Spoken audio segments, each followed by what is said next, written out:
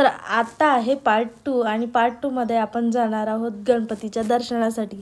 तर बघा आता आम्ही आतमध्ये एंटर झालो आहे आणि खूप छान मंदिर होतं। इतकी गर्दी होती, खूप खूप खूप जास्त ती गर्दी होती। त्यामुळे आम्ही काय केलं, बाहेरनंच दर्शन घेतलं, कारण आई मुलगी पण होती, त्यामध्ये ऊन पण खूप होतं। म्हटलं उगाच काही व्हायला नको, आणि त्यात मला बीपीचा प्रॉब्लेम आहे, तर उन्हामुळे माझी बीपी वगैरे लो होते।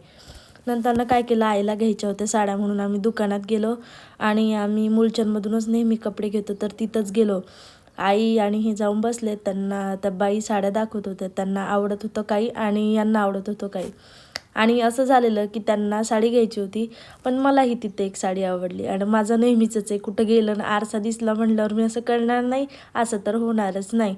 बघा नंतर ह्या ट्रेंडिंग असलेल्या साड्या पण खूप छान छान कलरमध्ये अवेलेबल होत्या तिथं। आणि या दोघांची ना सारखी मस्ती चालली होती, कारण यांनी हे घेतलं होतं आणि हिला खूप आवडतं हे।